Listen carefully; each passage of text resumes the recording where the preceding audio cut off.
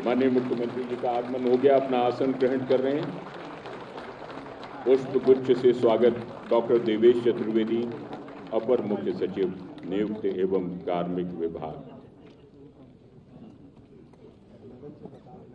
अन्य गण्यमान्य अतिथियों का पुष्प से स्वागत श्रीमती लीना जौहरी, प्रमुख सचिव आयुष विभाग। लीना जौहरी जी।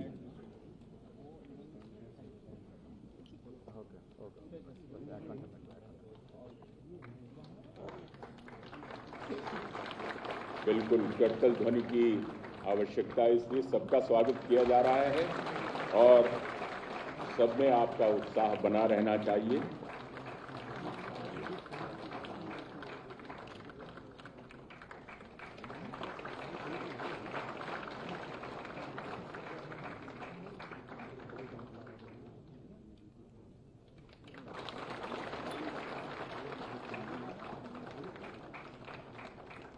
और अब श्री दयाशंकर मिश्र दयालु जी, माननीय राज्य मंत्री स्वतंत्र प्रभार आयुष विभाग द्वारा उद्बोधन। सर इस तरफ आइए।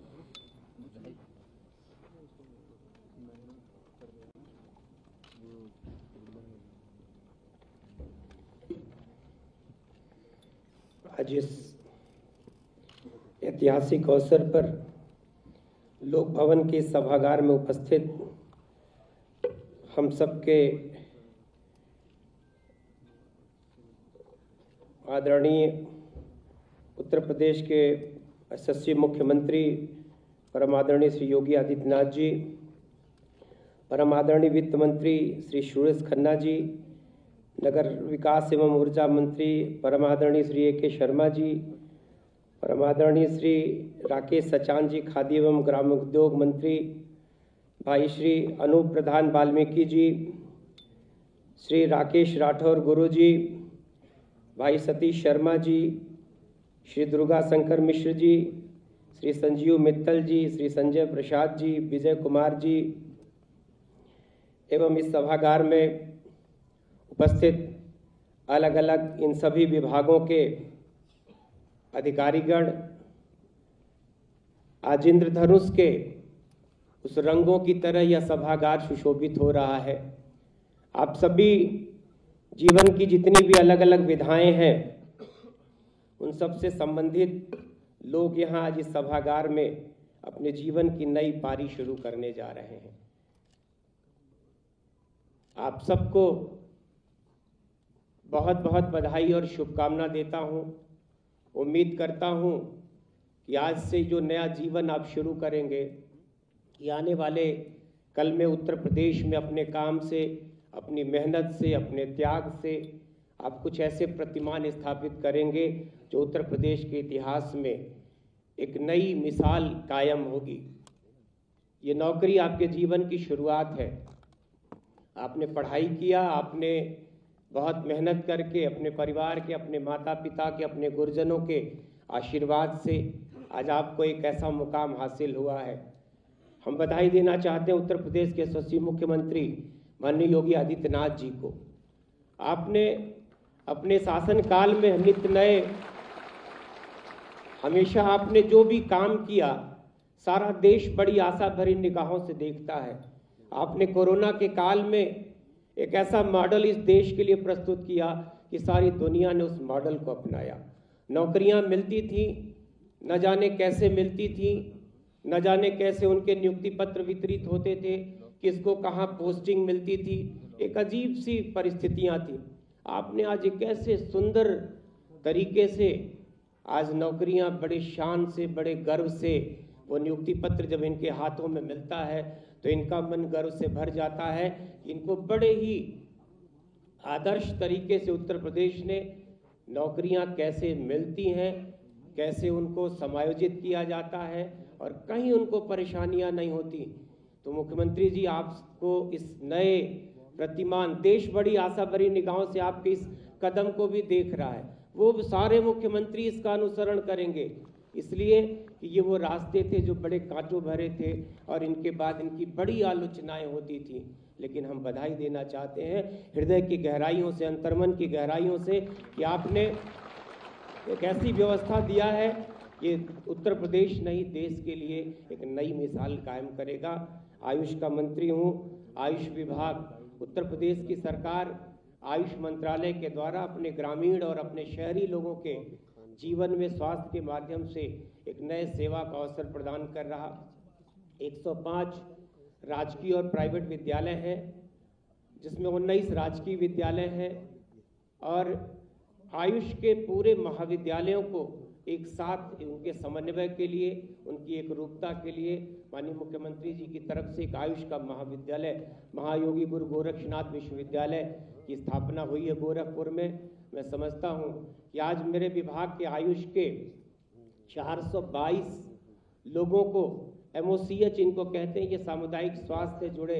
ये सन 1986 में एक समझौता हुआ जिसमें कि आयुर्वेद की तरफ से MOCH की नियुक्ति होती है। ये लोग एलोपैथ के हॉस्पिटल में, स्वास्थ्य के हॉस्पिटल में काम करते हैं और अपनी विधा के लिए, आयुर्वेद के लिए वहाँ रहकर समाज की सेवा करते हैं। आप सबको पुनः ढेर सारी बधाई और शुभकामना देते हुए आपको अपने डॉक्टरों से कहना चाहता हूँ कि सिर्फ सेवा के साथ साथ आपको हमेशा अपने कर्तव्यों का बोध होना चाहिए और आपके शब्द, आपके बोल बहुत मीठे होने चाहिए। आप सेवा के साथ साथ आप मरीज को दवा देने के साथ अपने मीठे बोल से, अपने व्यवहार से निश्चित ही आप उनको चमत्कृत करेंगे, उनका इस हमेशा अपने से जोड़ने का प्रयास करेंगे, तो आपसे सदैव आपसे जुड़कर एक अच्छी मिसाल कायम करेंगे। इन्हीं बातों के साथ संपूर्ण सभागार का, सम्मानित मंच का एक बार फिर से स्वागत, अभिनंदन और वंदन करते हुए अपनी वाणी को विराम देता हूँ। बहुत बहुत आभार। बहुत बहुत धन्यवाद माननीय मंत्री जी श्री दयालु जी। और अब उद्बोधन के लिए सादर आमंत्रित हैं श्री AK शर्मा जी, माननीय मंत्री जी नगर विकास विभाग।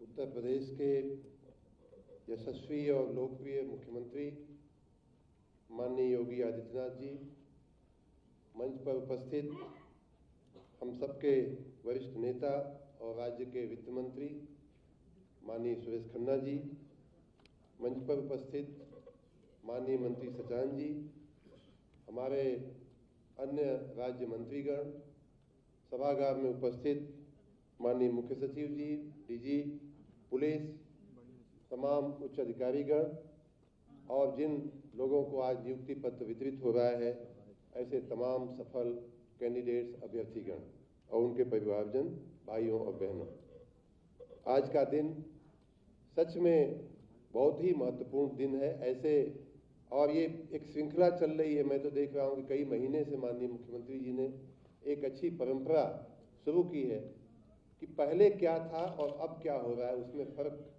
लोगों को मालूम पड़े। भाइयों बहनों, मैं आपको अपने खुद के अनुभव से मैं कुछ बातें बताना चाहूँगा। जिस प्रकार ये नए कैंडिडेट्स चुन करके आए हैं, एक समय में मैं स्वयं भी प्रतियोगी परीक्षाओं में शामिल होता था।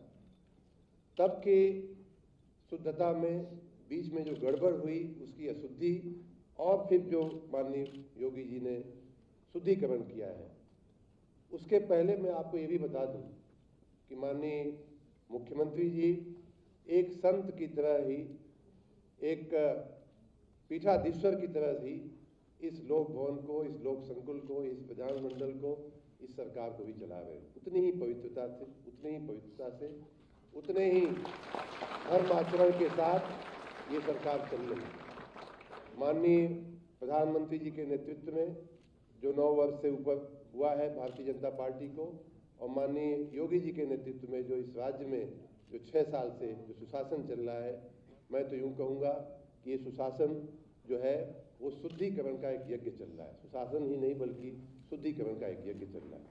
आप राजनीति की बात करें, राजनीति जो थी वो अपराधियों को, भ्रष्टों को, गुंडा तत्वों को संरक्षण देने का एक अम्ब्रेला बन गया था, एक छत्र छाया बन गई थी। उसका शुद्धिकरण माननीय योगी जी ने किया है। प्रशासन में अपना और पराया, अपना गुंडा दूसरे का गुंडा। अगर अपना गुंडा है तो कुछ भी करके आए, उसको 100 खून माफ है। दूसरे का गुंडा है तो थोड़ा बहुत उस पर सख्ती की जा सकती है। इस तरह से प्रशासन का शुद्धिकरण। लेकिन भाइयों बहनों, ये बात नज़र में नहीं आती है कि जो सबसे बड़ा शुद्धिकरण हुआ है माननीय योगी जी के हाथों से, वो है शिक्षा का शुद्धिकरण। मैं अपने प्रयाग के जीवन से आपको बताऊं कि हम लोग प्रतियोगी परीक्षाएं देते थे, और मैं कई बार ये बात विद्यार्थियों को समझाने के लिए कह चुका हूँ। आप में से जो यहाँ चुन करके बैठे हैं, उनमें से कई लोगों को ये अनुभव होगा कि जैसे ही आप परीक्षा हाल के बाहर निकलते थे तो आपको लग जाता था कि इस बार मेरा बेड़ा पार होने वाला है कि नहीं होने वाला। 4 विद्यार्थी मिलते थे, आपस में टैली करते थे कि इसका तुमने क्या लिखा, उसका तुमने क्या लिखा, और उसमें से हमें अंदाज चल जाता था कि इस बार नैया पार होनी है कि नहीं होनी। ये बात सही है कि नहीं, आप लोग बताइए। लेकिन और यही शुद्ध परीक्षा है। हमें मालूम होता था कि इस बार अपना बजरंगबली पार लगा देंगे, और वही जनरली वही होता था, कुछ केसों के अपवाद के रूप में। लेकिन बीच में एक ऐसा समय काल आया कि जब चिट्ठियां जाने लगीं उत्तर प्रदेश के लोक सेवा आयोग में। आज जिन लोगों को नियुक्ति पत्र मिल रहा है वो सरकार की एक तरह से रीढ़ समान लोग यहाँ बैठे हुए हैं। डिप्टी कलेक्टर हैं, डिप्टी एसपी हैं, तहसीलदार हैं, वित्त विभाग के लोग हैं, स्वास्थ्य विभाग के लोग हैं, हमारे नगर विकास के लोग हैं। सरकार की रीढ़ है, यही सरकार है। लेकिन इनकी नियुक्तियों में क्या होने लगा पीछे के सपा के शासन में, और उन दिनों जैसे सरकार का कोटा होता है कि इस साल 38 डिप्टी एसपी लेने हैं, इस साल इतने तहसीलदार लेने हैं, वैसे ही चाचा, भतीजा, भाई और भाभी का कोटा होता था कि अगर 35 डिप्टी कलेक्टर लेने हैं तो उसमें 5 चाचा का, 7 भाभी का, 8 पापा का। एक आध लड़के तो हमको यहाँ तक बताए कि भाई साहब हम गए थे कुछ जुगाड़ लगाने, तो चाचा ने कहा कि भैया हमारी चिट्ठी तो जा चुकी है, हमारा कोटा पूरा हो गया है, तुम ऐसा करो कि जरा ट्राई कर लो, हमारा एक भतीजा है उसके यहाँ चले जाओ, शायद उसके कोटे में एक आध खाली। इस प्रकार से बंदर बांट हमारी प्रतियोगी परीक्षाओं का होने लगा। आप कितनी मेहनत करके, आप कितनी लगन से, आपके माँ बाप कितनी तपस्या से, कितना कष्ट उठा करके, कितना बलिदान दे करके आपको पढ़ाते हैं, इसका मुझे स्वयं अनुभव। और जब आप परीक्षा देते हैं तो उस परीक्षा का शुद्ध परिणाम की बजाय बीच का जो समय काल था उसमें इस तरह की बंदर बांट होने लगी। यहाँ तक हुआ कि हाई कोर्ट को इंटरवीन करना पड़ा। जिस लोक सेवा आयोग से उत्तर प्रदेश के आप चुन करके यहाँ बैठे हैं, उस लोक सेवा आयोग के अध्यक्ष को बर्खास्त करना पड़ा। यहाँ तक की नौबत आ गई। तो इस प्रकार हम और आप इस समय बहुत ही अच्छे समय में जी रहे हैं। आप सबको जो नियुक्ति मिली है, आप सब अपना अनुभव भी बताएंगे। पिछले इसी प्रकार के कार्यक्रमों में कई लोगों का, आप लोगों का अनुभव सुन चुका हूँ। सब ने ये कहा कि न किसी से सिफारिश करानी पड़ी, न ही कहीं एक पैसा खर्चा करना पड़ा।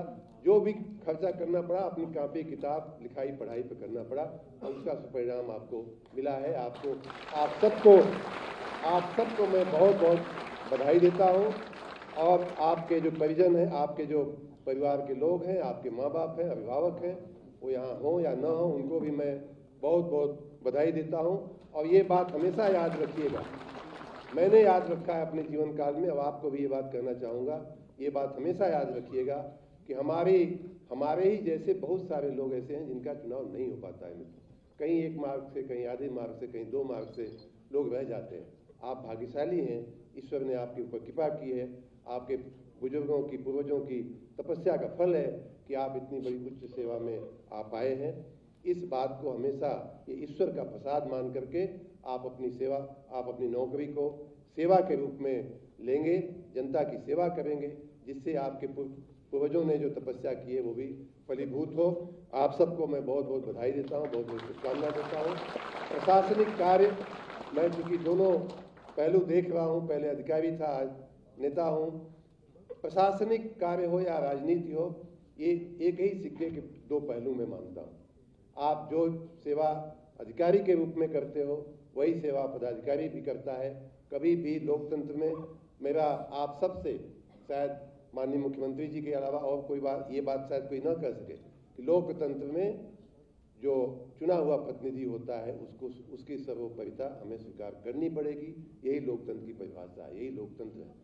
और मैंने ये भी अपने जीवन में सीखा है नौकरी करते हुए कि कहीं कोई विरोधाभास नहीं है। अगर आपकी निष्ठा सही है, आपकी मंशा सही है, आपकी नीयत सही है सेवा करने की, जनता की सेवा करने की, तो कहीं भी कोई झगड़ा होने का कोई चांस नहीं होता है। आप जिस शुद्धिकरण, जिस शुद्धता के लिए माननीय प्रधानमंत्री जी, माननीय मुख्यमंत्री जी कार्य कर रहे हैं, उसी शुद्धता के साथ आप अपने नौकरी का भी, कार्यकाल का भी निर्वाह करेंगे। ऐसी शुभकामना के साथ, ऐसी आशा के साथ आप सबको एक बार फिर से बधाई देते हुए मैं अपनी वाणी को विराम देता हूँ। आप सबको बहुत बहुत धन्यवाद। बहुत बहुत धन्यवाद माननीय मंत्री जी। और अब माननीय वित्त एवं संसदीय कार्य मंत्री श्री सुरेश कुमार खन्ना जी सादर आमंत्रित उद्बोधन के लिए।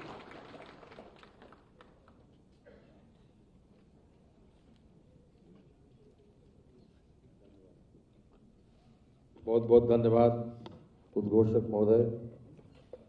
आज के कार्यक्रम के शिखर पुरुष उत्तर प्रदेश के यशस्वी मुख्यमंत्री आदरणीय योगी आदित्यनाथ जी, मंच पर विराजमान हमारे साथी मंत्री सम्माननीय श्री ए.के. शर्मा जी, सम्माननीय श्री राकेश सचान जी, सम्माननीय श्री दयाशंकर मिश्र दयालु जी, सम्माननीय श्री अनूप प्रधान वाल्मीकि जी, सम्माननीय श्री राकेश राठौर गुरु जी, सम्माननीय श्री सतीश चंद्र शर्मा जी, हमारे मुख्य सचिव सम्माननीय श्री दुर्गा शंकर मिश्रा जी, सम्माननीय श्री संजीव मित्तल जी, सम्माननीय श्री विजय कुमार पुलिस महानिदेशक, और आज के कार्यक्रम जिन्होंने विशेष रूप से जिनके जो अधिकारी हैं जिन्होंने ऑर्गेनाइज किया, श्री देवेश चतुर्वेदी जी और श्रीमती लीना जौहरी जी, जो आयुष विभाग की प्रमुख सचिव, यहाँ पर उपस्थित सभी सम्मानित बहनों और भाइयों, जैसा कि हमारे पूर्व वक्ता ने अभी कहा, विशेष रूप से आज 690 लोगों को ये नियुक्ति पत्र वितरित हो रहे हैं। इसमें कई विभाग शामिल हैं और मैं सबको शुभकामनाएं देता हूं, उनको बधाई देता हूं, उनके उज्जवल भविष्य की कामना करता हूं। बहनों और भाइयों, 422 चिकित्सा अधिकारी हैं। हमारे 12 वित्त विभाग के अधिकारी हैं, कोषाधिकारी, राजस्व के भी हैं, पुलिस के भी हैं। सभी लोगों को आज इस प्रशासनिक व्यवस्था में शामिल किया जा रहा है। सभी लोग अपने अपने एजेंडे के हिसाब से, पढ़ाई के समय तो एक ही लक्ष्य होता है कि हम अपना कैरियर बनाएं। पेरेंट्स की भी इच्छा यही होती है कि उनका कैरियर बने, लेकिन आज से विशेष रूप से अभी तक जिस समाज से आप कुछ लेते थे लगातार, अब आपकी स्थिति देने की आ गई। अब आप उस समाज को कुछ दे सकते हैं और ये जिम्मेदारी आपके कंधों पर दी जा रही है। क्योंकि 422 चिकित्सक हैं, इसलिए विशेष रूप से चिकित्सा अधिकारियों से एक बात मैं साझा जरूर करना चाहता हूं। सामान्यतया सबसे बड़ी आवश्यकता इस बात की है कि हम निरोगी रहें, और उसमें आप लोगों का बहुत बड़ा रोल होगा। जो मरीज, जो तीमारदार किसी भी डॉक्टर के पास आता है, उसकी मनोदशा सामान्य नहीं होती। वो एक व्यथित मानसिकता का व्यक्ति होता है और वो चाहता है कि जैसे ही डॉक्टर हमें देखेंगे, हमको एक गोली दे देंगे या इंजेक्शन दे देंगे या फिर किसी प्रकार की कोई दवा देंगे तो हम ठीक हो जाएंगे। उसके पहले ये बहुत बड़ी आवश्यकता इस बात की है कि हमारा व्यवहार कैसा हो, क्योंकि डॉक्टर की बोली ही मरीज का इलाज करती है। सबसे पहले डॉक्टर का व्यवहार सबसे ज़्यादा प्रभावित करता है मरीज को, और वही अपने आप में दवाई का भी काम करता है। तो इसलिए भले ही आपकी व्यस्तता कितनी भी हो, लेकिन याद रखिए कि चूंकि मरीज और तीमारदार की मानसिक स्थिति उस समय जब वो घबराहट में होता है, परेशान होता है, तो वो सामान्य मानसिकता का व्यक्ति नहीं होता। तो जो परेशान व्यक्ति होता है तो उसके मुंह से कभी कभी ऐसे शब्द भी निकलते हैं जो बहुत प्रिय न हो, जो आपके अनुकूल न हो, जो आपके स्तर के अनुकूल न हो, लेकिन फिर भी इस बात की कोशिश ज़रूर होना चाहिए कि हमारा व्यवहार आत्मीयता के साथ, मधुरता के साथ अगर होगा तो निश्चित रूप से आपकी दवाई के साथ साथ आपका व्यवहार भी उसका इलाज करता है। तो विशेष रूप से ये बात मैं आपसे साझा करना चाहता हूँ, क्योंकि डॉक्टर का क्लिनिक जो है वो एक भगवान का द्वार माना जाता है कि वहाँ से लोग विश्वास लेकर आते हैं कि यही हमको जीवन दान दे सकता है, यही हमको स्वस्थ कर सकता है, और निरोगी रहना हमारे जीवन की सबसे बड़ी आवश्यकता है।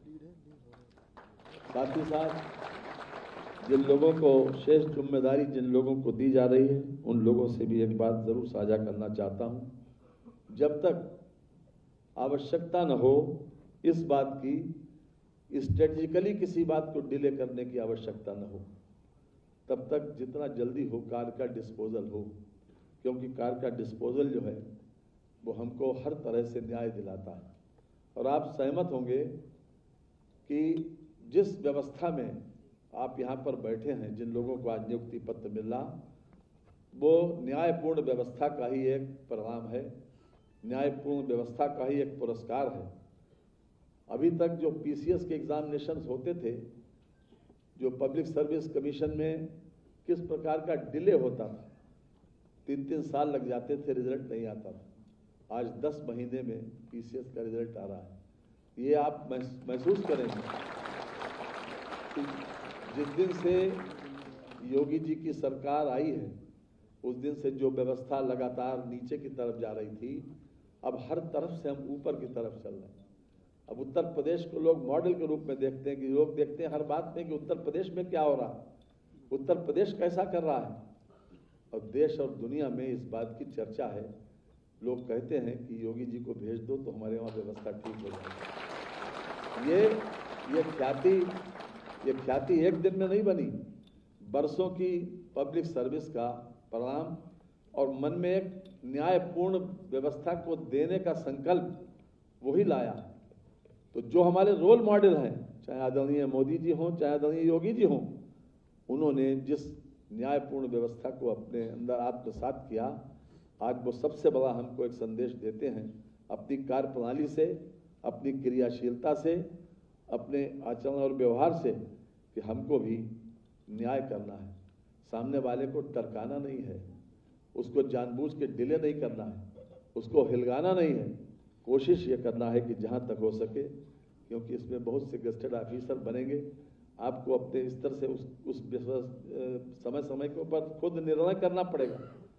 तो लेकिन आपका निर्णय, क्योंकि योग्यता के आधार के ऊपर आपको ये पद मिला, न किसी सिफारिश पर, न किसी अन्य उसके ऊपर। इसलिए ये बात का ध्यान रखें कि सामने वाला व्यक्ति भी जब कभी भी आपके पास आता है तो वो भी इसी मानसिकता से आता है कि आप उसका होने वाला काम जितनी जल्दी हो सके उतना तुरंत निस्तारित करें। अगर आप इस व्यवस्था को देखते हुए हमारे रोल मॉडल का आचरण और व्यवहार अपने अंदर आत्मसात करेंगे तो निश्चित रूप से आपकी भी ख्याति बढ़ेगी और आपके परिवार और खानदान की ख्याति बढ़ेगी। और यहाँ तक भी दो ही क्या नाम कमेंट होते हैं आदमी के जाने के बाद कि बहुत अच्छा था, चला गया, बुरा हुआ, और एक कमेंट ये भी होता है कि अच्छा हुआ, चला गया। आप कौन सा कमेंट अपने पीछे सुनना चाहते हैं? आप जब निकले तो लोग क्या सुनना चाहते हैं आप, कि आपके पीछे लोग क्या कहें कि बहुत अच्छा हुआ कि चला गया? ये कमेंट सुनना चाहेंगे, या ये कमेंट सुनना चाहेंगे कि जहाँ जाएं वहाँ चलें तो कम से कम लोग महसूस करें कि हाँ अच्छा था, चला गया।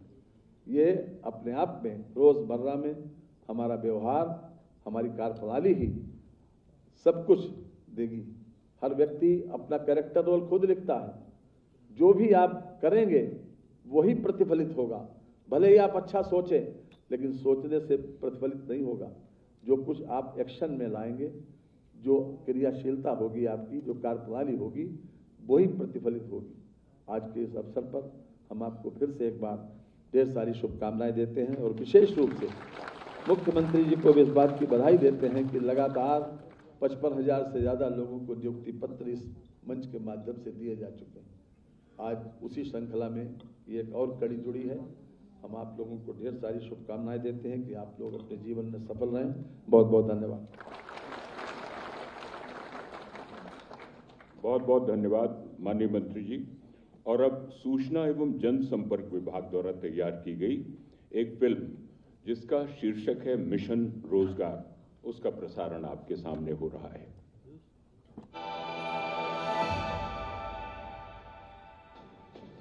भैया, हाँ, कोचिंग छोड़ दो ना। चल। अरे बेटा, क्यों खामखा कोचिंग के चक्कर में अपना समय बर्बाद कर रहे हो? बड़े भाई ने भी तो कोशिश की थी। देखो, बिना सिफारिश के तुम्हें सरकारी नौकरी तो मिलने से रही। ऐसा करो, अपने भाई के साथ काम पे लग जाओ। पिताजी, वो 6 साल पुरानी बात है। क्यों, अब कोई चमत्कार हो गया क्या, या तेरी कोई बड़ी पहचान निकल आई? पिताजी, चमत्कार ही समझिए। अब भ्रष्टाचार और भ्रष्टाचारी दोनों की नकेल कर दी गई है। अब योग्यता की पहचान हो रही है। सही कहा।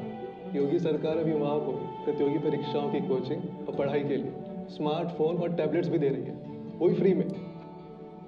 चल, तुम मन लगा कर, जो मैं नहीं कर सका तो तू कर। जिनको आज नियुक्ति पत्र मिल रहे हैं, उनके लिए आज नई शुरुआत का अवसर है। अपने सेवा भाव से आपको राज्य और राष्ट्र में विकास और विश्वास के प्रयासों में अपना भरपूर योगदान देना है। युवा हौसलों से देश तरक्की करता है। देश के यशस्वी प्रधानमंत्री श्री नरेंद्र मोदी जी के नेतृत्व में skill India, startup India, make in India और कौशल विकास जैसी अभिनव योजनाओं ने युवाओं को 21वीं सदी की चुनौतियों के लिए तैयार किया है। वर्ष 2017 से पहले उत्तर प्रदेश में सरकारी नौकरियों में भ्रष्टाचार का खेल, भाई भतीजावाद और सिफारिश का बोलबाला था। युवाओं में सरकारी भर्तियों के प्रति नाउम्मीदी थी, बेरोजगारी शीर्ष पर थी। 2017 के बाद माननीय मुख्यमंत्री योगी आदित्यनाथ जी ने उत्तर प्रदेश में निष्पक्ष एवं पारदर्शी व्यवस्था एवं नई कार्य संस्कृति प्रचलित की। युवाओं के लिए मिशन रोजगार के तहत सरकारी भर्तियों, निजी क्षेत्र, स्टार्टअप, एमएसएमई, ओडीओपी और निवेश इकाइयों में रोजगार के रिकॉर्ड अवसर सृजित किए। परिणाम स्वरूप वर्ष 2016 में जो बेरोजगारी दर 19% से अधिक थी, वर्ष 2022 में वह 4% तक रह गई। पिछले 6 वर्षों में रिकॉर्ड 6 लाख युवाओं को सरकारी नौकरी एवं 3,75,000 युवाओं को सरकारी विभागों में संविदा पर नौकरी मिली है। इतनी अधिक संख्या में हुई भर्तियों की चयन प्रक्रिया पर कोई उंगली नहीं उठा सकता। स्वयं माननीय मुख्यमंत्री जी नियुक्ति पत्र वितरण कार्यक्रम में नियुक्ति पत्र वितरित करते हैं और चयनित अभ्यर्थियों से सीधे संवाद करके सुनिश्चित करते हैं कि किसी को भी सिफारिश या भ्रष्टाचार का सामना तो नहीं करना पड़ा। मेरा नाम हर्षिता वर्मा है। मैं लखनऊ की ही रहने वाली हूँ। मेरा ASI कॉन्फिडेंशियल पे हुआ है। मैं मुख्यमंत्री जी का बहुत बहुत धन्यवाद करना चाहती हूँ कि ये भर्ती निष्पक्ष तरीके से करवाकर उन्होंने महिलाओं को अच्छा अवसर प्रदान किया है। बहुत बहुत आभार प्रकट करती हूँ। Thank you so much. Uttar Pradesh में युवाओं को अब कोचिंग, उच्च शिक्षा और रोजगार के लिए पलायन नहीं करना पड़ता। खिलाड़ियों को भी खेल कोटे से सरकारी नौकरी का लाभ मिल रहा है। खेल इंफ्रास्ट्रक्चर का विकास भी बड़े पैमाने पर हो रहा है। युवाओं को तकनीक से जोड़ने के लिए मुफ्त टैबलेट और स्मार्टफोन दिए जा रहे हैं। माननीय मुख्यमंत्री जी के कर कमलों से आज उत्तर प्रदेश लोक सेवा आयोग द्वारा चयनित डिप्टी कलेक्टर, पुलिस उपाधीक्षक, जिला पूर्ति अधिकारी, नायब तहसीलदार, कोषाधिकारी, प्रोफेसर एवं चिकित्सा अधिकारी आदि पदों के लिए 700 अभ्यर्थियों को नियुक्ति पत्र वितरित किया जा रहा है। निश्चित ही आप नए भारत के नए उत्तर प्रदेश के निर्माण में भागीदार बनेंगे। सभी नवनियुक्त अभ्यर्थियों को हार्दिक शुभकामनाएं। सपने हो रहे साकार, डबल इंजन की सरकार।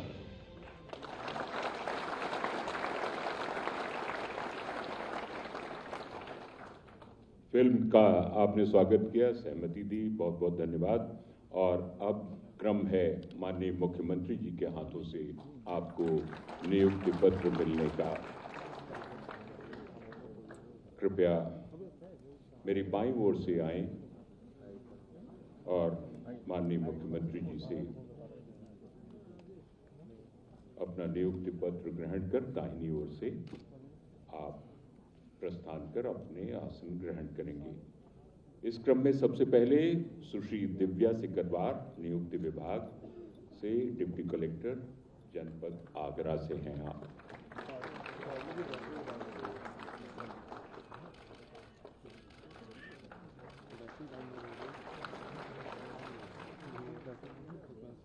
लखनऊ से सुश्री सल्तनत परवीन नियुक्ति विभाग से डिप्टी कलेक्टर पद पर।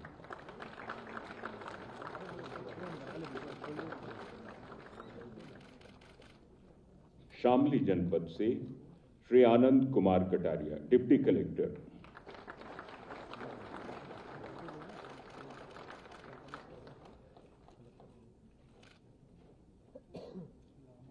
गृह विभाग पुलिस उपाधीक्षक पद पर नियुक्त हुई लखनऊ जनपद से सुश्री शांभवी त्रिपाठी।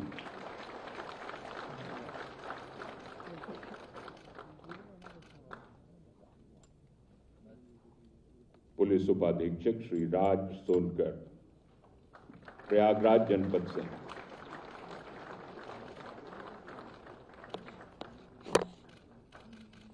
पुलिस उपाधीक्षक सुश्री कीर्तिका सिंह लखनऊ जनपद से। श्री फहद अली गृह विभाग पुलिस उपाधीक्षक मुरादाबाद से हैं।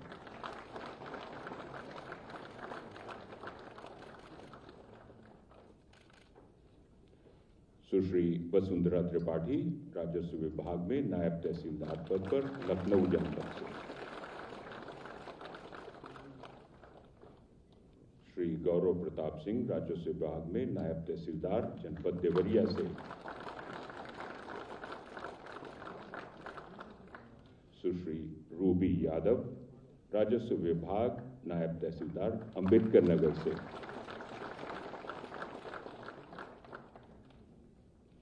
श्री प्रवीण कुमार वर्मा वित्त विभाग कोषाधिकारी बहराइच जनपद से। श्री नमन पांडे खाद्य एवं रसद विभाग जिला खाद्य विपणन अधिकारी जनपद गाजीपुर से।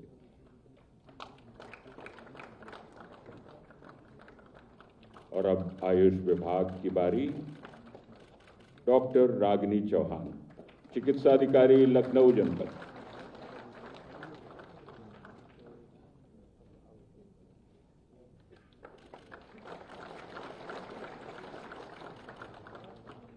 डॉक्टर विकास वाजपेयी आयुष विभाग चिकित्सा अधिकारी लखनऊ जनपद से।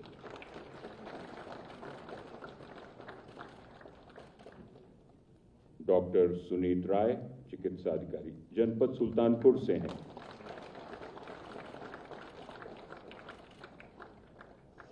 डॉक्टर अलीम चिकित्सा अधिकारी लखीमपुर खीरी जनपद से हैं।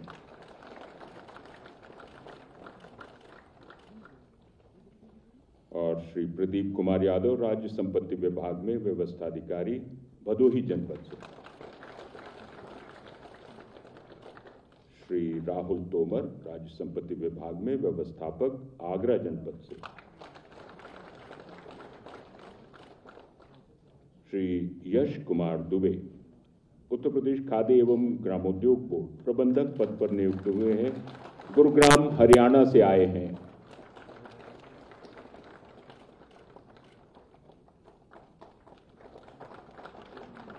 श्री प्रशांत शर्मा जनपद गुना मध्य प्रदेश से आए हैं, खान अधिकारी भूतत्व एवं खनिज कर्म विभाग में। सुश्री स्वीटी पटेल भूतत्व एवं खनिज कर्म विभाग प्राविधिक सहायक फतेहपुर जनपद से। और सुश्री अनुष्का सिंह नगर विकास विभाग में कर निर्धारण अधिकारी लखनऊ जनपद से हैं।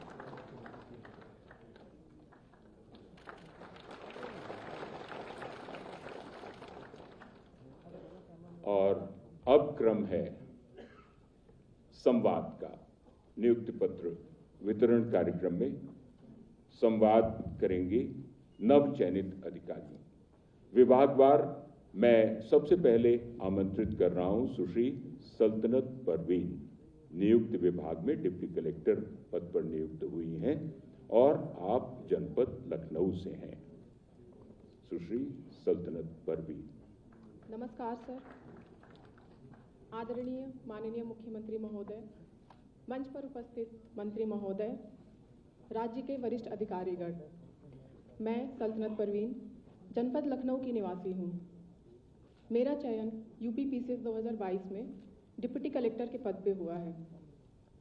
आज मुझे अत्यंत खुशी हो रही है कि माननीय मुख्यमंत्री महोदय के कर कमलों द्वारा मुझे इस पद का नियुक्ति पत्र मिल रहा है। यह क्षण मेरे जीवन के लिए अविस्मरणीय रहेगा। लोक सेवा परिणाम घोषित होने के बाद नियुक्ति पत्र वितरण में पहले काफ़ी समय लगता था, लेकिन आपकी सरकार द्वारा इस प्रक्रिया को अत्यधिक निष्पक्ष, पारदर्शी एवं त्वरित कर नियुक्ति पत्र निर्गत करने में एक नया कीर्तिमान हासिल किया है।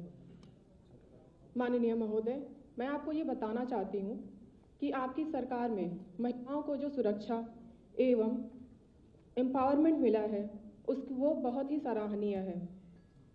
मैं आपको यकीन दिलाती हूँ कि मैं अपनी जिम्मेदारियों का सफलतापूर्वक निर्वहन करूँगी तथा अपने पूरी प्रतिभा एवं क्षमता से उत्तर प्रदेश को उत्तम प्रदेश बनाने में पूर्ण योगदान दूंगी। एक बार फिर आप सबका धन्यवाद। जय हिंद। श्री राज सोनकर, पुलिस उपाधीक्षक, प्रयागराज से। माननीय मुख्यमंत्री जी एवं समस्त मंत्रीगण को मेरा सादर नमन। मेरा नाम राज सोनकर है।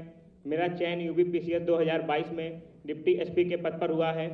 मैं माननीय मुख्यमंत्री जी का हृदय तल से धन्यवाद देना चाहूँगा कि यूपी पीसीएस 2022 की प्रक्रिया 1 वर्ष के भीतर पारदर्शी तथा निष्पक्षपूर्ण तरीके से पूरी की गई है। मैं अभ्युदय योजना का विद्यार्थी रहा हूँ तथा मैंने अधिकारियों के मार्गदर्शन में रहकर तैयारी की एवं मैं एक एस्पिरेंट से अधिकारी तक का सफर तय कर सका। मैं अपनी वाणी को कुछ शब्दों के माध्यम से व्यक्त करना चाहता हूँ। अयम निजः परोवेति गणना लघु चेतसाम उदार चरिता नाम तु वसुदेव कुटुंबकम। अतः यह मेरा अपना है या पराया है, ऐसी गणना लघु चित्त के लोग करते हैं। उदार हृदय वालों के लिए संपूर्ण पृथ्वी ही परिवार होती है। धन्यवाद मुख्यमंत्री। सुश्री कीर्तिका सिंह, पुलिस उपाधीक्षक, लखनऊ जनपद से। माननीय मुख्यमंत्री जी, समस्त मंत्रीगण एवं यहाँ पर उपस्थित समस्त अतिथिगण को मेरा सादर प्रणाम। मेरा नाम कीर्तिका सिंह है। मैं जनपद लखनऊ की निवासी हूँ। मेरा चयन यूपी पीसीएस 2022 की परीक्षा में डिप्टी एसपी के पद पर हुआ है। मैं माननीय मुख्यमंत्री जी का आशीर्वाद लेना चाहूँगी कि मैंने समस्त तैयारी उत्तर प्रदेश के समाज कल्याण विभाग द्वारा संचालित आदर्शपुर परीक्षा केंद्र में रहकर पूर्ण की, जहाँ पर यह संस्थान आर्थिक रूप से कमजोर छात्राओं को निःशुल्क आवासीय और परीक्षण सुविधा प्रोवाइड करता है और मैंने समस्त तैयारी वहीं पर रहकर कंप्लीट करी। तो मैं माननीय मुख्यमंत्री जी को धन्यवाद करना चाहूँगी कि मेरे जैसी बहुत सी लड़कियों को वहाँ पर अवसर प्रदान हो रहा है। प्रीलिम्स से लेकर मेंस और इंटरव्यू पर निःशुल्क सुविधाएं प्रोवाइड की जा रही हैं। शिक्षण ही नहीं, हर फील्ड में वहाँ से लड़कियाँ निकल रही हैं और अपना योगदान दे रही हैं। धन्यवाद सर। देवरिया जनपद से नायब तहसीलदार नियुक्त हुए श्री गौरव प्रताप सिंह। माननीय मुख्यमंत्री जी एवं मंच पर उपस्थित सभी गणमान्य व्यक्तियों को मेरा सादर प्रणाम। मैं गौरव प्रताप सिंह जनपद देवरिया के विकास खंड तरकुलवा के ग्राम पंचायत बसंतपुर महुआ का निवासी हूं और मेरा चयन इस बार पीसीएस परीक्षा 2022 के माध्यम से नायब तहसीलदार के पद पर हुआ है। मैं आप लोगों को बताना चाहता हूं कि मेरे पिताजी भी पीसीएस परीक्षा के अभ्यर्थी रह चुके हैं। उनके समय में परीक्षाओं में लेट लतीफ़ी की समस्या, पारदर्शिता का अभाव इत्यादि समस्याएं बनी रहती थी, लेकिन इस बार मात्र 10 महीने के समय अंतराल में पूरी परीक्षा को पूर्ण करके एक कीर्तिमान स्थापित किया गया है। इसके लिए मैं माननीय मुख्यमंत्री जी का बहुत बहुत आभार व्यक्त करता हूं और मैं यह विश्वास दिलाता हूं कि अपने पदीय दायित्वों और कर्तव्यों का पूरी सत्यनिष्ठा और कर्मठता के साथ पालन करूंगा। बहुत बहुत धन्यवाद। लखनऊ जनपद से चिकित्सा अधिकारी डॉक्टर रागिनी चौहान। सर्वप्रथम मैं भगवान श्री धन्वंतरी जी को प्रणाम करते हुए सभा में उपस्थित माननीय मुख्यमंत्री श्री योगी आदित्यनाथ जी, सभी मंत्रीगण, सभी विशिष्ट अधिकारीगण तथा सभी अतिथियों का सादर अभिनंदन करती हूँ। मैं उत्तर प्रदेश लोक सेवा आयोग द्वारा चिकित्सा अधिकारी सामुदायिक स्वास्थ्य का प्रतिनिधित्व कर रही हूँ। मैं माननीय मुख्यमंत्री जी का अभिनंदन करना चाहती हूँ कि विगत 6 वर्षों में प्रत्येक वर्ष उन्होंने आयुर्वेद तथा आयुष विभाग में भर्तियों के द्वारा अधिक से अधिक चिकित्सकों को सरकारी सेवाएं प्रदान करने का अवसर दिया। साथ ही साथ पिछले 10-12 वर्षों से लंबित जो नियुक्तियां थीं उनका भी यथाशीघ्र समाधान कर अभ्यर्थियों को लाभान्वित किया। इसके साथ ही महायोगी गुरु गोरखनाथ यूनिवर्सिटी की स्थापना, औषधीय पौधों की खेती को बढ़ावा तथा आयुर्वेद उत्तर प्रदेश को में आयुष मेडिकल टूरिज्म को बढ़ावा देने के लिए नए योग एवं वेलनेस सेंटर, आयुष डिस्पेंसरी आदि का योजनाएं लागू की। अंत में मैं यही कहना चाहूंगी कि हम सभी चिकित्सा अधिकारी सामुदायिक स्वास्थ्य को आज जो दायित्व दिए जा रहे हैं, हम सभी उनका पूरी निष्ठा एवं ईमानदारी से निर्वहन करेंगे। मेरी यही कामना है। सर्वे भवन्तु सुखिनः, सर्वे सन्तु निरामया, सर्वे भद्राणि पश्यन्तु, मा कश्चित् दुःखभाग् भवेत्। धन्यवाद। धन्यवाद। अब माननीय मुख्यमंत्री जी के आशीर्वचन को हम सब सुनना चाहते हैं।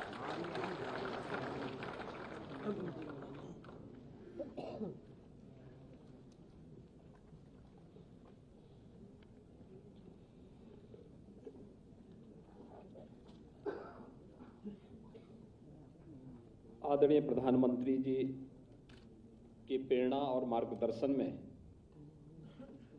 मिशन रोजगार के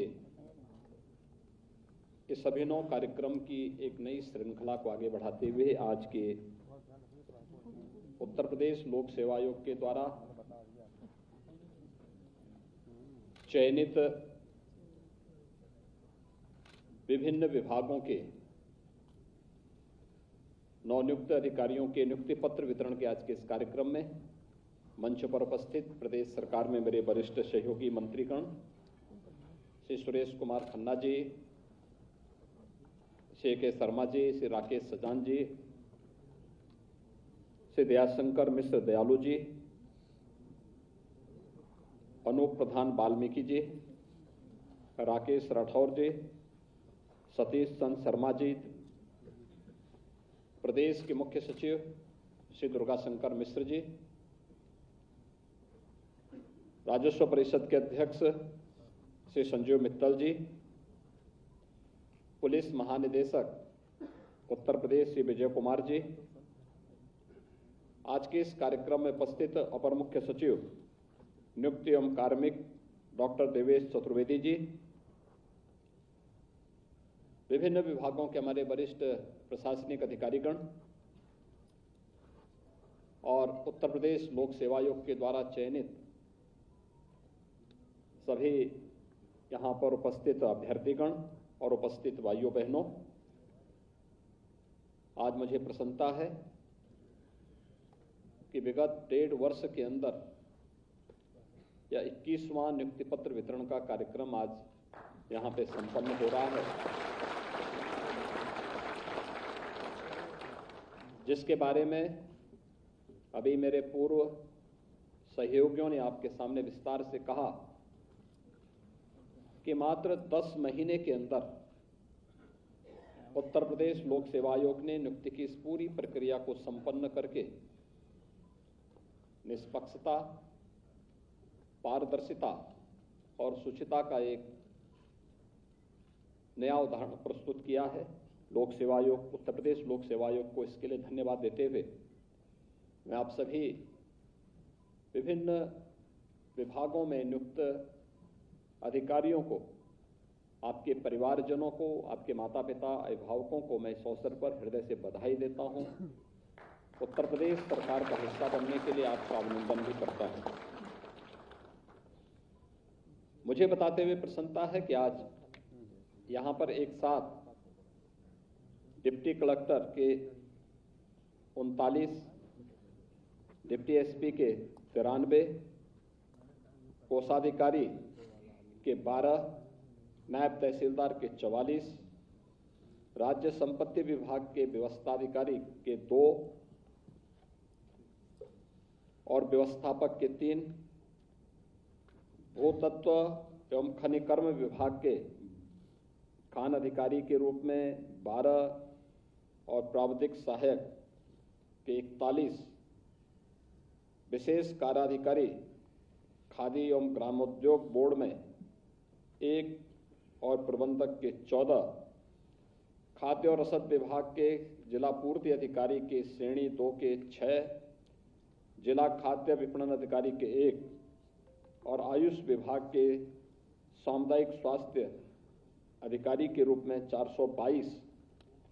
इसके साथ ही नगर विकास के सहायक नगर आयुक्त और कर निर्धारण अधिकारी के 10 पदों पर यानी कुल 700 पदों पर नियुक्ति की प्रक्रिया संपन्न करके नियुक्ति पत्र वितरण का एक कार्यक्रम संपन्न हो रहा है। स्वाभाविक रूप से आप आज अपने एक नए जीवन में प्रवेश कर रहे हैं। अब तक आपका जीवन ज्यादातर का अपने माता पिता अभिभावक पर निर्भर रह करके प्रतियोगी परीक्षाओं, पहले अपने डिग्री लेना, फिर प्रतियोगी परीक्षाओं की तैयारी करना, यह आपके जीवन का उद्देश्य रहा होगा। लेकिन अब नियुक्ति पत्र प्राप्त किया है और नियुक्ति पत्र प्राप्त करने के बाद अपनी ट्रेनिंग पूरी करने के साथ ही आपको विभिन्न विभागों में अपने दायित्व का निर्वहन करने का एक अवसर प्राप्त होगा। यानी एक नए जीवन की शुरुआत, एक नए युग की शुरुआत आपके जीवन की प्रारंभ होने जा रही है और इसमें लगभग 30 से 35 वर्ष का एक कालखंड आपके पास होगा अपने को बनाने का, संवारने का और समाज के सामने प्रस्तुत करने का। अपने योग्यता और अपनी क्षमता का भरपूर उपयोग करने का एक अवसर आप सबके सामने होगा और इस दृष्टि से इसीलिए नियुक्ति पत्र वितरण के इस कार्यक्रम को हम जोड़ते हैं, क्योंकि बहुत सारी चीजें हैं। जब यहां पे आपने देखा होगा हमारे मंत्रीगण बोल रहे थे, वे उन बातों को कह रहे थे जो उनके अनुभव पर आधारित थी। जीवन के अलग अलग क्षेत्र से जुड़े हुए प्रसंगों का उदाहरण देकर के उन्होंने अपनी बात को आपके सामने रखा और यही व्यावहारिक जीवन से अब आपको सामना करना है। और व्यावहारिक जीवन यही कि एक डिप्टी कलेक्टर के रूप में आपकी जिम्मेदारी किस रूप में। स्वाभाविक रूप से यहाँ पर जो 2 महत्वपूर्ण विभिन्न विभागों के हमने यहाँ पे नियुक्ति पत्र जारी किए हैं, जिसमें 39 डिप्टी कलेक्टर के और 93 डिप्टी एसपी के यहाँ पे नियुक्ति पत्र भी जारी हो रहे हैं। आप देखेंगे कि एक कॉमन मैन से जुड़ी हुई जितने विभाग हैं, आम जनमानस की शिकायतें या आम जनमानस से जुड़ी हुई समस्या इन्हीं सब विभागों से के इर्द गिर्द घूमती है। अगर ये विभाग लोकतंत्र की उन भावनाओं का सम्मान करते हुए सही तरीके से कार्य करना प्रारंभ कर लें, अहंकार से मुक्त होकर के कि मैं अब अधिकारी हो गया हूं, डिप्टी कलेक्टर हो गया हूं या डिप्टी एसपी हो गया हूं, मैं क्यों सामान्य नागरिक से मिलूंगा, तो मुझे लगता है कि आप अपने आप को कभी अच्छे अधिकारी के रूप में प्रस्तुत नहीं कर पाएंगे। किसी व्यक्ति के कहने से कोई बड़ा नहीं हो जाता है। यानी कोई व्यक्ति स्वयं कहे कि मैं बड़ा आदमी हूं तो उससे वो बड़ा नहीं होता है। कोई व्यक्ति स्वयं ये कहे कि मैं अधिकारी हूं और अधिकारी के रूप में कोई मुझे बिना किए ही सम्मान दे, तो मुझे लगता है ये एक सपना होगा। याद रखना ये भारत है और भारत में तो लोकतंत्र में जनता ही जनार्दन होती है। जब लोकतंत्र नहीं था और पश्चिम ये मानती थी कि आक्रांता इस देश में आएंगे, आकर के वह रौंद करके किसी को भी अपना गुलाम बना देंगे, इस देश ने कभी इसको स्वीकार नहीं किया। याद करिए, सिकंदर इस देश में जब हमला करने के लिए आ रहा था तो सिंध के तट पर किसी ने बताया कि एक सन्यासी रहता है वो समझता था कि सन्यासी होगा तो काफी उसके पास बहुत कुछ होगा। तो उसने देखा एक झोपड़ी में बैठा हुआ है, एक सामान्य सी गुफा में बैठ करके वो व्यक्ति धुनी रमाया है, लोग उसके इर्द गिर्द आकर के उसका दर्शन कर रहे हैं, उसको नमन कर रहे हैं। उसके सेनापति ने कहा कि तुम्हें तो सिकंदर महान ने बुलाया है, चलिए। उसने कहा कौन सिकंदर? कहा रे विश्व विजेता सिकंदर। उसने कहा देखो विश्व विजेता वो कभी नहीं हो सकता है, विश्व विजेता तो एक ही है और परमपिता परमेश्वर है, इसके अलावा कोई नहीं हो सकता है। यह भारत का एक सामान्य नागरिक इस भाव के साथ जीवन यापन करता है और हम में से किसी को भी यह पालना नहीं चाहिए कि हम सर्वशक्तिमान हैं और हमने सब कुछ अर्जित कर लिया है। एक सामान्य नागरिक के प्रति जितना हम संवेदनशील बन पाएंगे, जितना अधिक मेहनत कर पाएंगे, याद करना 30 से 35 वर्ष की जो इस सेवा का एक कालखंड आपका होगा, वह आपके जीवन का एक महत्वपूर्ण कालखंड होगा और इसकी नींव अगले 10 वर्ष के अंदर आपको तय करनी है। जितनी मेहनत कर सकते हैं, जितनी ईमानदारी के साथ इस नींव को मजबूत कर सकते हैं, न केवल 30-35 वर्ष का बल्कि उसके बाद भी जीवन पर्यंत के लिए वह आपको एक आत्मिक संतुष्टि का आधार भी देगा।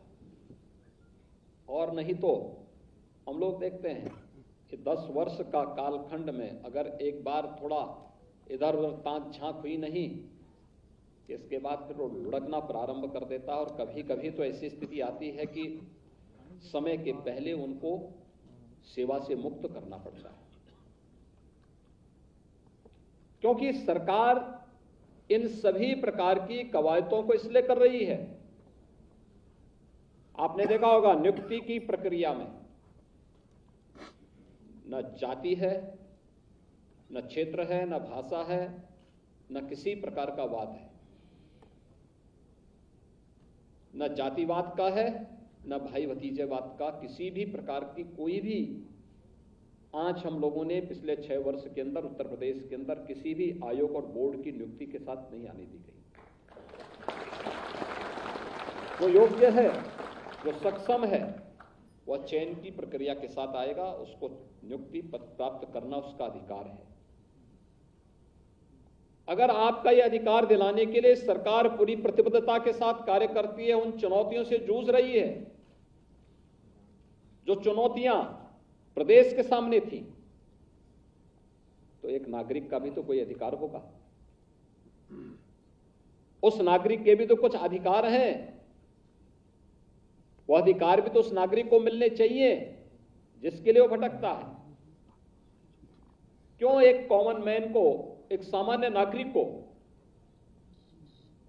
क्यों ये बताने के लिए आवश्यकता पड़ती है कि मैं जिंदा हूं?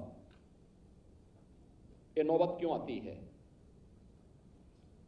जमीन की पैमाइश के लिए क्यों इस प्रकार की नौबत आती है? क्यों व्यक्ति बार बार जाए और हम 45 दिन का समय लेकर के फिर उसमें डेट पर डेट लगाते जाए? आप अच्छे अधिकारी तभी साबित हो पाएंगे अपने अपने क्षेत्र में जब आपने कोई मीटिंग तय की, निष्कर्ष पर पहुंचिए। हर दिन मीटिंग के लिए लगा दिया और कुछ लोग जिंदगी भर केवल मीटिंग ही करते रह जाते हैं, कभी निष्कर्ष पे पहुंचते ही नहीं, और यहीं से खराब होती है छवि। यहीं पे नौकरशाही हमारी कटघरे में खड़ी होती है। हमें निष्कर्ष पर पहुंचना होगा और निष्कर्ष पर पहुंचते हुए हमें अपने आप को साबित करना होगा, अन्यथा आम जनमानस के मन में आपकी कोई अच्छी छवि उभर कर नहीं आएगी। मैं देखता हूं बहुत सारे लोग, कुछ अधिकारी कार्य करते हैं, पब्लिक के मन में एक बहुत साफ सुथरी छवि उभरती है, लोग बोलते हैं, याद करते हैं आज भी कि फलाना अधिकारी हमारे यहां डिप्टी कलेक्टर के रूप में था, ज्वाइंट मजिस्ट्रेट के रूप में था, एडीएम के रूप में था, सीडीओ के रूप में था, नगर आयुक्त के रूप में था, या विकास प्राधिकरण के वीसी के रूप में काम किया था। या जिले का कलेक्टर था, जनता याद करती है, वर्षों वर्षों तक, पीढ़ियों तक बताती है इस अधिकारी ने इतना अच्छा काम किया। ये मानक तैयार किए थे, ये स्टैंडर्ड तैयार किए थे, लेकिन बहुत सारे लोग जिंदगी काट देते हैं, कोई पहचानता नहीं। और जब वो कॉमन मैन को नहीं पहचानता है तो जब वो रिटायर होता है तो उसको भी कोई पहचानने वाला नहीं मिलता है। हम देखते हैं बहुत सारे रिटायर्ड अधिकारी घूमते रहते हैं, वो कहते हैं साहब हमारा ये कागज क्लियर नहीं हो रहा है। तो मैं उनसे पूछता हूँ, तुमने भी तो परेशान किया होगा किसी को, जब परेशान किया तो परेशान तो होना ही पड़ेगा। तो परेशान करने वाला कोई दूसरा नहीं, तुम्हारी बिरादरी का है। तो जब कॉमन मैन को परेशान करते हो और उस समय उस पद पर रह करके दिखाई नहीं देता है, तो आज परेशान हो रहे, तो इतना परेशान होने की आवश्यकता नहीं भाई। अच्छा है कर्म फल इसी जन्म में भुगत लोगे तो अच्छा है। और इसीलिए मैं आप सबसे कहूंगा कि आपने देखा होगा किसी भी स्तर पर आपको सिफारिश की नौबत नहीं आनी पड़ी होगी आपके सामने, आपके अभिभावक को भी ये नौबत नहीं आई होगी, किसी को कहीं जाने की आवश्यकता नहीं पड़ी होगी। और मैं फिर इस बात को कहूंगा, किसी भी अधिकारी और किसी भी कर्मचारी को किसी के यहां से सिफारिश कराने की आवश्यकता भी नहीं है। कोई सिफारिश मत कराइए। पूरे उत्तर प्रदेश को अपना गांव और अपना घर समझ करके कार्य करना प्रारंभ करिए। उत्तर प्रदेश में हमारे लिए हर जनपद, हर गांव महत्वपूर्ण है, हम उसको कमतर आंक करके नहीं देख सकते। 25 करोड़ की जनता के लिए हमें कार्य करना है, उनकी अपेक्षाओं पर हमें खरा उतरना है, और इससे कोई सिफारिश की आवश्यकता नहीं, कहीं नहीं सिफारिश की आवश्यकता होनी चाहिए। आपकी योग्यता और आपकी क्षमता के अनुसार शासन आपको नियुक्ति दे रही है, विभाग आपको नियुक्ति दे रही है। और जहां पर थोड़ी भी भेदभाव की शिकायत स्वयं भी विभागीय स्तर पर आती, विभागीय मंत्री कार्रवाई करता है। अगर कहीं भी कोताही बरत दी जाती है तो मैं स्वयं ही उस पूरी प्रक्रिया में हस्तक्षेप करके कार्रवाई करने में कोई संकोच नहीं करता हूं, कोई संकोच नहीं करता हूं, क्योंकि हमें 25 करोड़ जनता की अपेक्षाओं के अनुरूप अपने आप को साबित करना है। और वह जब हम लोग करते हैं तो हर व्यक्ति में एक संतुष्टि का भाव दिखाई देता है। जहां कार्य हुआ है वहां लोग कहते हैं साहब अच्छा काम हुआ है, वहां आंकड़े बताते हैं, देश और दुनिया के अंदर उस प्रकार का संदेश जाता है। और जहां कार्य नहीं होता है वहां पर आंकड़े भी बताने लगते हैं और साथ साथ आम जनमानस भी इस बात की चर्चा करती है। और ये सभी महत्वपूर्ण दायित्व हैं आपके पास, याद रखना। इसमें जितने भी मैंने पद गिने हैं, चाहे वह डिप्टी कलेक्टर का हो, पुलिस डिप्टी एसपी का हो, कोषाधिकारी के रूप में कार्य करने, नायब तहसीलदार के रूप में, राज्य संपत्ति विभाग के जो गेस्ट हाउसेज हैं उनके व्यवस्थाधिकारी के रूप में कार्य करने का कार्य हो, या फिर माइनिंग में वहां पर माइनिंग अफसर के रूप में, या फिर आपके खाद्य और ग्रामोद्योग बोर्ड में हो, या खाद्य और रसद विभाग में जिला पूर्ति अधिकारी के रूप में, या आयुष विभाग। आयुष की ताकत कितनी बड़ी है, 422 तो आयुष के चिकित्सा अधिकारियों की तैनाती हो रही है। यानी वर्षों से पद लंबित पड़े हुए थे, होती नहीं थी नियुक्ति। एक बार यहां पे आयुर्वेद का घोटाला हुआ था, तब से पूरी प्रक्रिया ही बाधित हो गई, पूरा आयुष विभाग ही ट्रैक से उतर गया। तो हम आभारी हैं प्रधानमंत्री मोदी जी के कि उन्होंने आयुष को एक नई पहचान फिर से दी है, योग को वैश्विक मान्यता दिलाई है।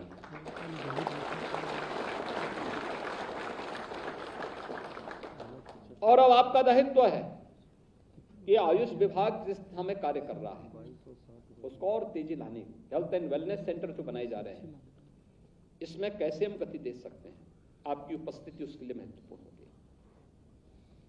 प्रदेश के अंदर आयुर्वेद से जुड़े हुए, आयुष से जुड़े हुए जो महत्वपूर्ण केंद्र हैं वहां का भ्रमण करना, देखना, और अपने हेल्थ एंड वेलनेस सेंटर में, आपके सामुदायिक केंद्र में कैसे आप अपनी सेवाओं को और बेहतर कर सकते हैं। देश के अंदर इस क्षेत्र में बहुत प्रगति हुई है।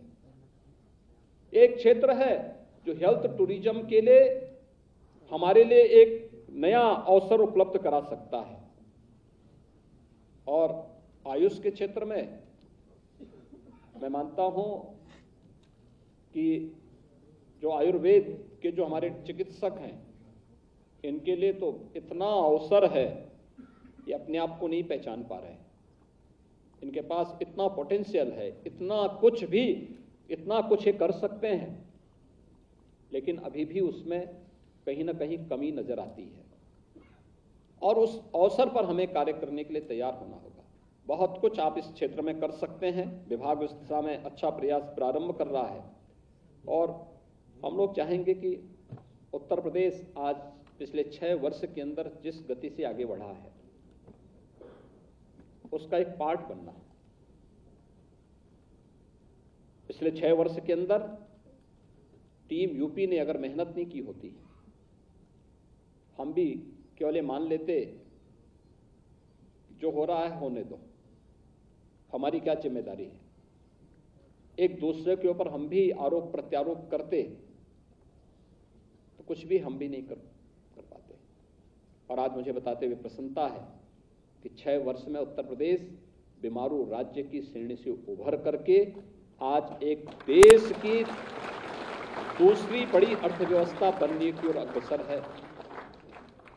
कोई कल्पना करता था उत्तर प्रदेश के अंदर 6 वर्ष में प्रति व्यक्ति आय दुगनी होगी, उत्तर प्रदेश की जीडीपी लगभग दुगनी होगी, उत्तर प्रदेश भी $1 ट्रिलियन की इकोनॉमी बनने के संकल्प के साथ आगे बढ़ पाएगा,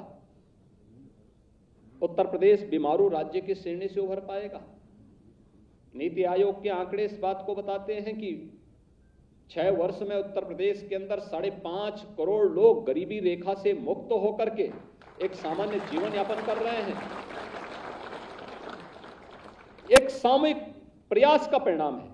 सरकार, प्रशासन, प्रदेश के सभी कार्मिकों ने, आम जनमानस ने जब संकल्प लिया, आज कोई व्यक्ति, कॉमन नागरिक, उसकी अपनी कोई समस्या होगी, समस्या लेके जरूर आता होगा, लेकिन फालतू की बातों को नहीं करता। आज वह कुछ नया करने की बात करता है, विकास के बारे में चर्चा करता है, और यह उसका अधिकार है, उसको मिलना चाहिए। उस अधिकार के साथ अपने आप को जोड़ना है, और यह हमें अपने स्तर पर एक सकारात्मक प्रयास वहां करने होंगे। भ्रष्टाचार पर जितना बड़ा प्रहार कर सकते हैं, हमें उसके लिए अपने आप को तैयार करना होगा, क्योंकि विकास के सबसे बड़े बाधक हैं भ्रष्टाचार, जातिवाद, भेदभाव। जब भी हम किसी प्रतिभा को इससे वंचित करते हैं, हम विकास की संभावनाओं को भी बाधित करके एक बैरियर लगाने का कार्य करते हैं। जब भी हम किसी भ्रष्ट व्यक्ति को प्रोत्साहित करके आगे बढ़ाने का कार्य कर रहे हैं, तात्कालिक आवश्यकताओं की पूर्ति भले ही हो सकती हो, लेकिन एक लंबे समय तक समाज को इसका खामियाजा भुगतना पड़ता है। उत्तर प्रदेश ऐसे ही पिछड़ा नहीं था, उत्तर प्रदेश ऐसे ही बदहाल नहीं हुआ था। जगह जगह बेईमान और भ्रष्ट लोगों को नमूनों के रूप में बिठा दिया गया था। वे पूरे उत्तर प्रदेश को खोखला बनाने में लगे हुए थे। बाहरी चेहरा कुछ और था। उन स्थितियों से आज उत्तर प्रदेश उभरा है। यही नौजवान आज से 6 वर्ष पहले जब किसी उत्तर प्रदेश के बाहर नौकरी के लिए जाते थे, इनमें से बहुत सारे लोग तो ये भी नहीं बोलते थे कि हम उत्तर प्रदेश के निवासी हैं, क्योंकि पहचान का संकट था। अगर ये लोग बोलते तो पहले ही चयन की प्रक्रिया से बाहर कर दिए गए होते। आज पहचान के संकट से उत्तर प्रदेश ने अपने आप सबको उभारा है। आज उत्तर प्रदेश विकास की प्रक्रिया के साथ तेजी से आगे बढ़ रहा है। इंफ्रास्ट्रक्चर का जो संजाल बिछा है, गरीब कल्याण के क्षेत्र में जो योजनाएं प्रदेश के अंदर प्रभावी ढंग से लागू हुई हैं, एक सामूहिकता का दर्शन है। सभी लोगों ने मिलकर के, शासन, प्रशासन और हर कार्मिक मिलकर के जब इन कार्यों को आगे बढ़ाया है, आज परिणाम है। और उस प्रक्रिया का हिस्सा बनकर के हम अगर कार्य करेंगे तो याद रखना कि आपकी ये पहचान हमेशा बनी रहेगी, आगे बढ़ने के लिए आपको प्रेरित करेगी। इस पहचान को बनाए रखने के लिए निरंतर प्रयास और परिश्रम करना पड़ता है। लगातार प्रभावी ढंग से बिना किसी अफवाह और आरोप प्रत्यारोप की प्रवाह के बगैर आगे बढ़ना पड़ता है, तब परिणाम आते हैं।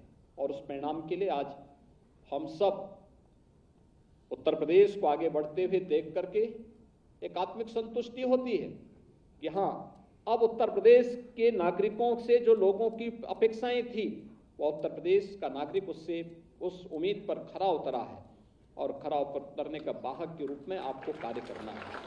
इसको निरंतरता बनाए रखना है, क्योंकि जितना कुछ हमारे पास है, ये उत्तर प्रदेश को देश की अग्रणी अर्थव्यवस्था के रूप में स्थापित करने का एक मादा रखता है, लेकिन उस दिशा में कभी सोचने का प्रयास नहीं हुआ था। और इसलिए मैं आप सबसे अपील करूंगा कि आप सब जब इस टीम का हिस्सा बनने जा रहे हैं, उस अवसर पर इस संकल्प के साथ आप जाएं कि हम लोग उत्तर प्रदेश के लिए जितनी मेहनत हो सकती है उतना करेंगे। याद रखना, आप उत्तर प्रदेश के लिए करेंगे तो उत्तर प्रदेश भी आपको एक नई पहचान दिलाएगा, आगे बढ़ने के लिए आगे एक अवसर प्रदान करेगा। और उस अवसर के साथ आप सबको जुड़ने का अवसर प्राप्त हुआ है। मैं इस अवसर पर एक बार फिर से उत्तर प्रदेश लोक सेवा आयोग को चयन की इस पूरी प्रक्रिया को पूरी ईमानदारी से, पूरी समयबद्ध तरीके से, पूरी पारदर्शी तरीके से संपन्न करने के लिए हृदय से धन्यवाद देता हूं।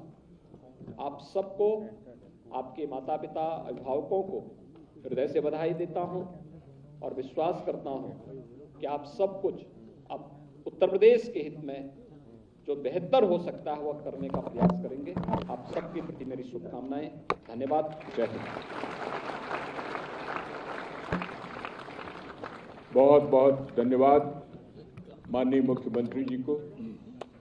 और अब समूह चित्र के लिए माननीय मुख्यमंत्री जी आपके बीच पधार रहे हैं। एक बार खड़े होकर के करतल ध्वनि से माननीय मुख्यमंत्री जी का स्वागत करें। समूह चित्र के लिए माननीय मुख्यमंत्री जी आपके बीच उपस्थित हो रहे हैं।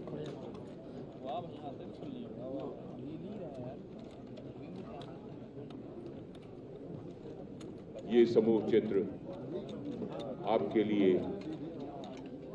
सदा सदा के लिए गौरव की अनुभूति कराने वाला होगा। माननीय मंत्रीगण, माननीय मुख्यमंत्री जी के साथ में